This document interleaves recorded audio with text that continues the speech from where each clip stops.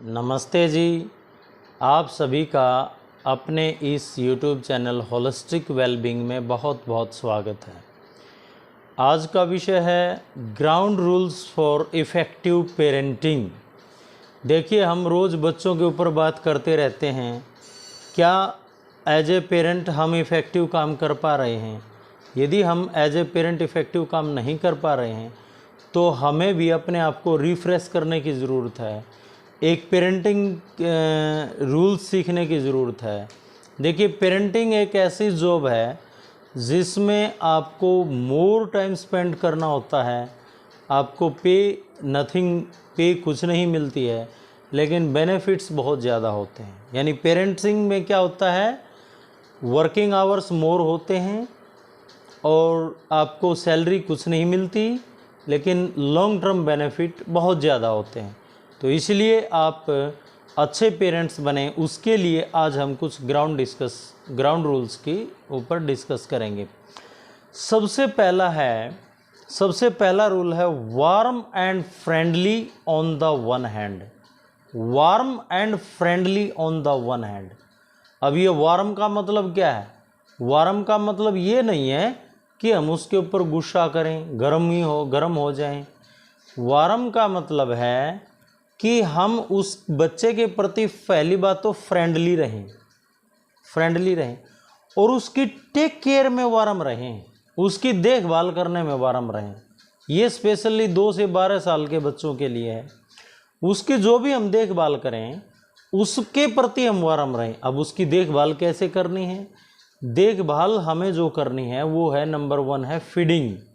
बच्चे को खाना टाइम से मिले, बच्चे को खाना समय पर मिले, उसको उपयुक्त न्यूट्रिशन मिले, फल दूध वगैरह जो भी बच्चे के लिए आवश्यक है या ड्राई फ्रूट्स वगैरह वो उसको उपयुक्त मात्रा में दिए जाएं, ताकि उसके शरीर और मन दोनों का विकास अच्छे तरह से हो सके। इसके बाद है कीपिंग देम सेफ, यानी सेफ्टी।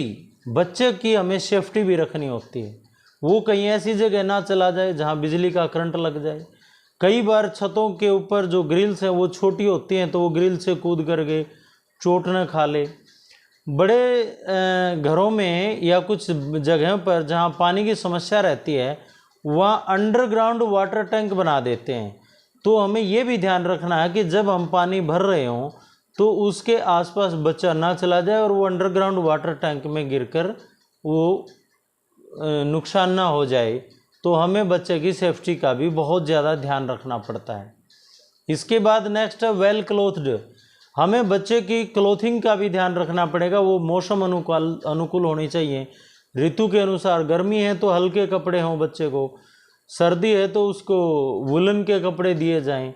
अगर बच्चे के कपड़े गीले हो रखे हैं तो उन्हें समय से बदला जाए। जैसे बच्चे बाहर खेलते रहते हैं तो पसीना आकर के कपड़े जब गीले हो जाते हैं तो हम उनको समय से बदल दें। तो इन चीज़ों का हमें ध्यान रखना होगा। इसके बाद बच्चे की नींद पूरी होनी चाहिए। यदि बच्चे की नींद पूरी नहीं होगी तो वो चिड़चिड़ा हो जाएगा। तो उसके लिए हमें इनफ स्लीप, यानी उसका जो सोने का एक सिस्टम है उस टाइम उसको डिस्टर्ब ना किया जाए। वो रात का समय भी और बच्चा दिन में भी सोता है, तो उसको नींद पूरी मिलनी चाहिए, तभी वो कुछ अच्छा कर पाएगा, तभी उसका थॉट प्रोसेस पॉजिटिव वे में वर्क कर पाएगा।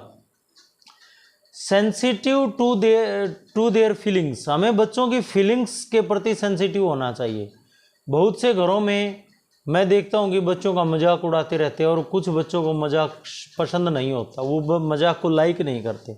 तो उनकी फीलिंग्स, उनकी भावनाएं आहत ना हो हमारे मजाक करने से, हमारे एंटरटेनमेंट से। हम बच्चे के साथ अपना जो टाइम बिता रहे हैं उसमें बच्चे की फीलिंग्स या बच्चे की भावनाएं आहत नहीं होनी चाहिए, क्योंकि यदि बच्चे की भावनाएं आहत होंगी तो उसकी पर्सनालिटी डेवलपमेंट में कहीं ना कहीं प्रॉब्लम आएगी। और बच्चे को केवल हमें प्यार ही नहीं देना है बल्कि उसे लाइक भी करना है। यानी लाइकिंग जस्ट नॉट लव। केवल बच्चे को प्यार ही ना करें, उसकी एक्टिविटीज़ को लाइक भी करें, उसकी अप्रिशिएट भी करें, उसकी प्रशंसा भी करें कि आपने ये काम अच्छा किया है। और जहाँ जिस कार्य में सुधार की ज़रूरत है उसे बताएं कि आपको इस कार्य में सुधार करना होगा, इसमें आपको और ज़्यादा सुधार होगा। तो ये चीज़ें तो वो थी जो हम बच्चे के प्रति पे करते हैं, हम अपनी अटेंशन देते हैं बच्चे के प्रति। इसके बाद दूसरा जो नियम है वो है demanding and firm on the other hand. हमें बच्चे से डिमांड भी रखनी होती है और उनके प्रति दृढ़ भी होना होता है। डिमांडिंग किस वे में होना चाहिए? डिमांडिंग के अलग अलग फैक्टर होते हैं, अलग अलग रूल्स होते हैं भाई। इसमें बच्चे को हमें ये जताना होता है कि हम आपसे प्यार करते हैं, हम आपको लाइक करते हैं। जस्ट इतना ही नहीं है, हमारी आपसे कुछ डिमांड्स भी हैं, हम चाहते हैं कि आप ऐसा करें और वो डिमांड्स आपको ज़रूर फॉलो करनी चाहिए। तो यानी हर पेरेंट्स अपने बच्चों से कुछ ना कुछ एक्सपेक्ट करता है। वो किस वे में एक्सपेक्ट करता है, कौन से पॉजिटिव फैक्टर्स हैं जो एक अच्छे पेरेंट्स को बच्चे से एक्सपेक्ट करने चाहिए और उन फैक्टर्स को बच्चे को भी फॉलो करना चाहिए। मैं तो कहता हूं कि ये वीडियो आप अपने बच्चों के साथ बैठ कर के देखिए और जहां जहां सुधार की गुंजाइश आप में या आपके बच्चों में लगती है तो आप वहां उस क्षेत्र को सुधार लें। तो इसमें जो पेरेंट्स की जो डिमांड्स होती हैं उसमें सबसे पहला है गुड बिहेवियर। आपको अपने बच्चों के प्रति अच्छा व्यवहार करना चाहिए, हमेशा अच्छा व्यवहार करें। और बच्चों से हम डिमांड करें कि वो घर के प्रत्येक सदस्य के साथ अच्छा व्यवहार करे, अच्छा बिहेव करे। कई बार घर में दो बच्चे हैं, दोनों बच्चों के बीच झगड़ा होता रहता है, लड़ाइयाँ होती रहती है, तो ये गुड बिहेवियर का साइन नहीं है, गुड बिहेवियर का संकेत नहीं है। पेरेंट्स की डिमांड होनी चाहिए कि आप बिहेव अच्छा करें। जब हम आपको सारी सुविधाएं दे रहे हैं तो आपके बिहेवियर में भी अच्छाई होनी चाहिए। आपका बिहेवियर अच्छा हो, वो आपके भाई बहनों के प्रति हो सकता है, आस पड़ोस के बच्चों के प्रति हो सकता है, कोई अनवांटेड पर्सन, अनवांटेड तो नहीं कहेंगे, मतलब अननोन पर्सन जो घर में आता है, कोई रिलेटिव या फ्रेंड्स होता है, तो उसके प्रति भी हमारा बिहेव अच्छा हो। दूसरी डिमांड्स या दूसरी एक्सपेक्टेशन जो पेरेंट्स को करनी चाहिए, रेस्पेक्ट एडल्ट्स। घर के जितने भी बड़े बुजुर्ग हैं उन सब का आदर करें।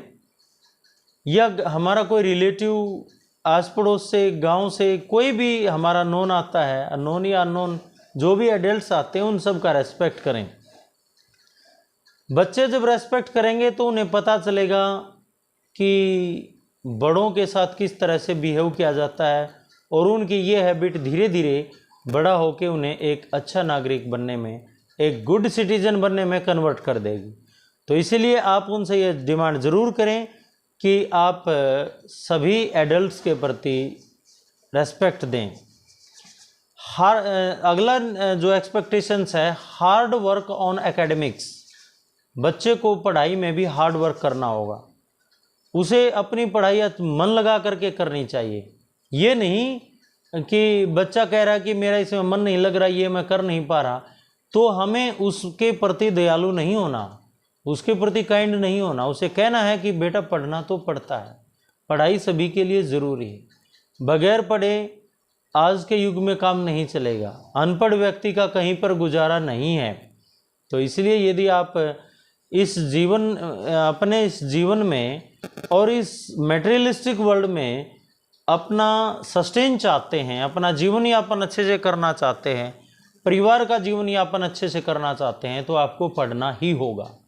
आप अगर ये सोच रहे हैं कि मैं आज नहीं पढ़ सकता, 5 साल बाद पढ़ूंगा, 2 साल बाद पढ़ूंगा, तो तब तक आपकी एज निकल जाएगी और आप क्लास में बड़े दिखाई देंगे। पहले होता था, आज से 30 साल पहले, 35 साल पहले, कि बच्चे लेट पढ़ना स्टार्ट करते थे, 8-8, 10-10 साल के बच्चे, लेकिन वो क्लास में बड़े होने के बाद फिर उन्हें इन्फीरियोरिटी कम्प्लेक्स आ जाता था और वो ये सोचते थे कि भाई शायद मैंने गलती करी। फिर वो जब अपने पेरेंट्स से शेयर करते थे तो उस टाइम पेरेंट्स विदाउट बोर्ड की क्लासेस में 2 साल में एक क्लास भी करवा देते थे, ऐसा देखने में और सुनने में मिला है।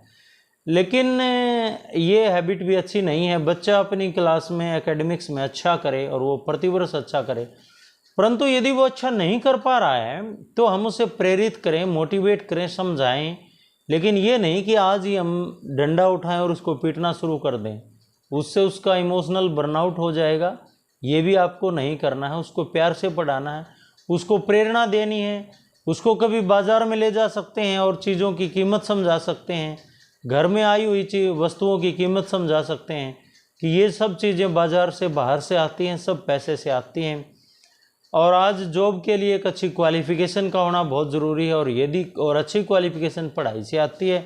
तो यदि आप पढ़ेंगे नहीं तो आप अच्छा नहीं कर पाएंगे। तो आपको ये बताना है एफर्ट इन स्पोर्ट्स, बच्चे को स्पोर्ट्स में भी एफर्ट्स लगाने हैं। क्योंकि यदि बच्चा 24-25 साल की एज तक, तो मिनिमम हम कह सकते हैं कि उसे कोई न कोई गेम, कोई न कोई व्यायाम ज़रूर करना चाहिए।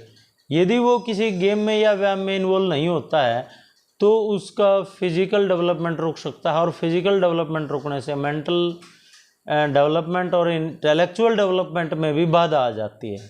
तो इसलिए बच्चे को कुछ समय खेलने का भी दें, 1 घंटा 2 घंटा, और उसमें उसको एफर्ट्स करने को कहें। ये नहीं कि केवल कंफर्ट जोन में ही हम खेल रहे हैं, नहीं, कंफर्ट जोन से बाहर आकर के आप खेलिए और खूब पसीना निकालिए ताकि आप फिज़िकली फिट हो जाएं। और फिज़िकली फिट बच्चा सब कुछ कर सकता है। जब हमने इंटेलेक्चुअल डेवलपमेंट की वीडियो बनाई थी तो उसमें एक बात कही थी, a sound mind lives in a sound body. यदि आपका अच्छा दिमाग अच्छे शरीर में ही रह पाएगा, यानी तो शरीर अच्छा होगा तो दिमाग अच्छा होगा। तो इसलिए शरीर को अच्छा बनाने के लिए आपको स्पोर्ट्स में भी एफर्ट्स लगाने होंगे। इसके बाद नेक्स्ट जो एक्सपेक्टेशंस पेरेंट्स की होती है, गुड रिलेशंस विद फ्रेंड्स। आपके फ्रेंड्स से भी अपने अच्छे रिलेशन होने चाहिए। आप जिनके साथ अपना टाइम स्पेंड करते हैं उन फ्रेंड्स के साथ आपके रिलेशन अच्छे होने चाहिए। ये नहीं कि आप फ्रेंड्स के साथ आज झगड़ा कर रहे हैं, कल आप दूसरा फ्रेंड्स बना रहे हैं, फिर तीसरा फ्रेंड बना रहे हैं। ये एक बहुत बड़ी हैबिट है। बच्चा बार बार फ्रेंड्स बदल रहा है, बार बार अपने फ्रेंड से झगड़ा कर रहा है, तो आपको सोचना होगा कि ये हैबिट उसकी बड़ा होकर के जब उस बच्चे की शादी होती है तो वहाँ ये प्रॉब्लम क्रिएट करती है। तो इसीलिए ये हैबिट आपको छुड़वानी होगी। अपने फ्रेंड्स के साथ भी उसे समझाना होगा कि आपको अपने फ्रेंड्स के साथ भी अच्छे रिलेशंस निभाने चाहिए। इसके बाद आता है कि हम बच्चों से ये सिर्फ यही ना करें, हम बच्चों से एक एक्सपेक्टेशन ये भी करें कि you have to face challenges of life. आपको जीवन में आने वाले चैलेंजेस को फेस करना है और उनको फेस करते हुए राइज करना है। You have to rise by facing the challenges. आपको चैलेंज से परेशान नहीं होना है, चैलेंज आएंगे, उन चैलेंजेस को फेस करके आपको आगे बढ़ना है, आपको राइज करना है। और नेक्स्ट जो हम बच्चे से एक्सपेक्ट करते हैं, वो हम एक्सपेक्ट करते हैं कि आपको सोसाइटी के, परिवार के, स्कूल के रूल्स फॉलो करने हैं। You have to follow the rules of school. School के रूल आप नहीं तोड़ेंगे, जो भी स्कूल के रूल्स होते हैं। फैमिली के जो रूल्स हैं वो भी आप नहीं तोड़ेंगे, सोसाइटी के रूल्स भी आप नहीं तोड़ेंगे। यदि हम बच्चे को स्टार्टिंग से यही पेरेंटिंग की शिक्षा देंगे तो आज जब बच्चा किशोर बनेगा तो किसी सोसाइटी का रूल नहीं तोड़ेगा, वो एक अच्छा नागरिक बनेगा, वो सोसाइटी को फ्लरिश करेगा, डिस्ट्रॉय नहीं करेगा। सोसाइटी में वो अच्छा काम करने के लिए आगे आएगा, सोसाइटी को डिस्टर्ब करने के लिए नहीं। तो हमने देखा कि केवल 2 ही रूल ऐसे हैं, 2 ही रूल हैं, उन्हीं का आज हमने डिस्क्रिप्शन किया। पहला रूल जो था वो था कि हम बच्चे के प्रति वार्म भी हों और हमारा फ्रेंडली बिहेवियर भी हो। सेकंड है कि हमारी एक्सपेक्टेशंस वार्म हों, यानी अगर हमें दिखाई दे कि बच्चा कहीं ना कहीं कमी कर रहा है, बच्चे के पर्सनालिटी में कहीं ना कहीं लैक आ रहा है, तो हम उसे आराम से बैठाकर उससे बातचीत करें, उसे समझाएं कि आपकी पर्सनालिटी के लिए ये नियम या ये रूल अच्छा नहीं है, आपको इसे चेंज करना चाहिए। तो आज हमने आइडियल पेरेंटिंग के जो ग्राउंड रूल्स हैं वो सीखे हैं। मैं उम्मीद करूंगा सभी पेरेंट्स से कि वो अपने बच्चों के साथ बैठकर इस वीडियो को देखें और अपने बच्चों के प्रति अच्छा बिहेव करें। यदि आपको अपने बच्चों के प्रति अच्छा बिहेव करने में किसी भी तरह की कोई समस्या आती है तो आप हमसे पूछ सकते हैं। वीडियो को लाइक और शेयर करें, चैनल को सब्सक्राइब करें। यदि आपने हमारे टेलीग्राम चैनल को ज्वाइन नहीं किया है तो डिस्क्रिप्शन में उस टेलीग्राम चैनल का लिंक है, आप वहाँ से टेलीग्राम चैनल को ज्वाइन कर सकते हैं। वीडियो देखने के लिए आपका बहुत बहुत धन्यवाद।